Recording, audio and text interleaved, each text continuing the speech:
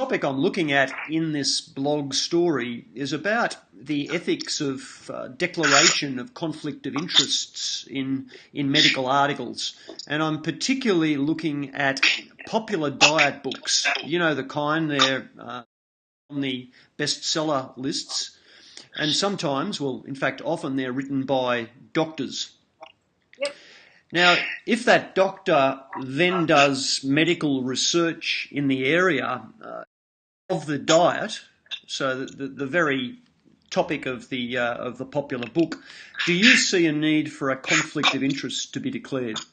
Sure, definitely. I think the best example is I used to work at the Cleveland Clinic, and there's a physician there named Dr. Roizen, I think his name is. He's written a very famous book, but he does tons of research, and he's on television all the time and this and that, but he certainly does lots of disclosures. So, yeah, I can't imagine not making a disclosure if you've written a book, even if it's a popular book and not something in the formal peer-reviewed literature. You should still disclose that, just as you would need to disclose any consulting relationships or anything.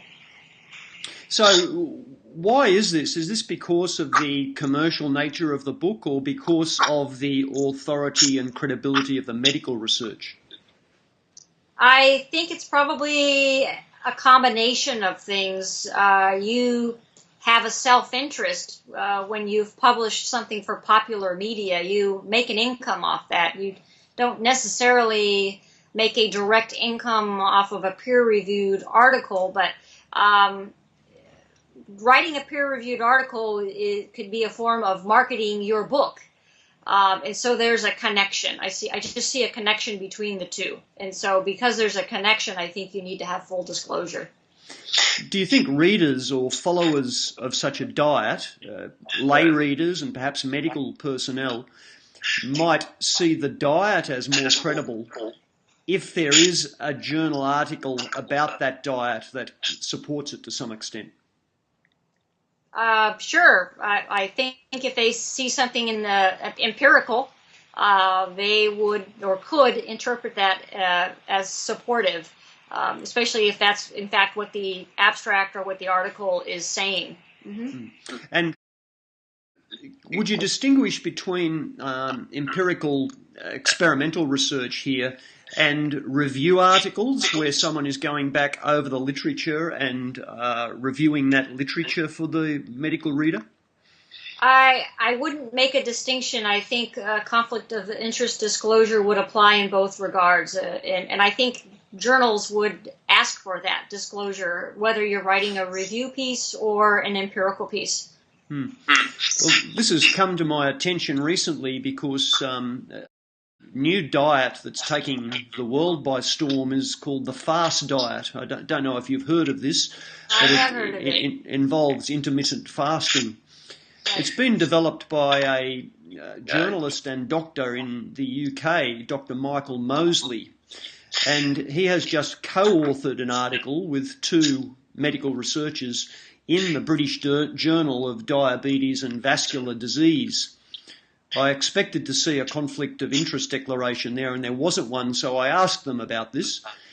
The lead author and the editors have written back saying it's okay because the popular book, was not cited in the article.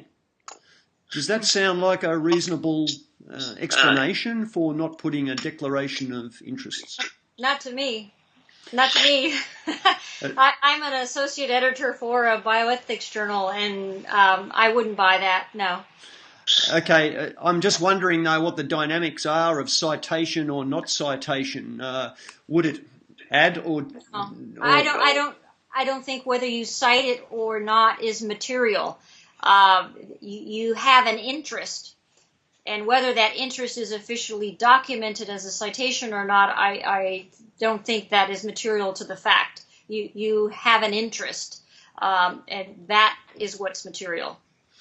Okay, now what could the ultimate consequence of this be? I mean, what do medical journals do in these sorts of instances if someone made a complaint about this? Would the article be withdrawn or corrections issued, or what can happen? Yeah, I haven't seen a retraction of an article for this type of matter, but certainly an addendum, an erratum, whatever you want to phrase it as, can be added to at least the online issue to mention missed disclosures, and missed disclosures are reported. That I've seen them reported like that in various journals when someone has failed to disclose something. Okay, well, look, I wanted to cover with you, but if you had anything on that issue that you think we've missed or could be added, please. I think the only thing I would add is that in those types of situations, I think that the editor should take a second look himself at the paper to see if that paper actually needs to go back to peer reviewers to see if there might in fact be any bias now that this new revelation of conflict of interest has been disclosed. I think it would be fair for the peer reviewers and the editor to reflect on that. Yeah, nothing may come of it, but it certainly wouldn't hurt to have that done after an additional disclosure has been made. And now it's been brought to the attention of those authors, if they are co-authoring future papers for journals, would they be wise to be making this declaration? I think so, unless they still have in their mind a philosophy that says, we really don't think we have to do this. But you think that they would wise up a little bit?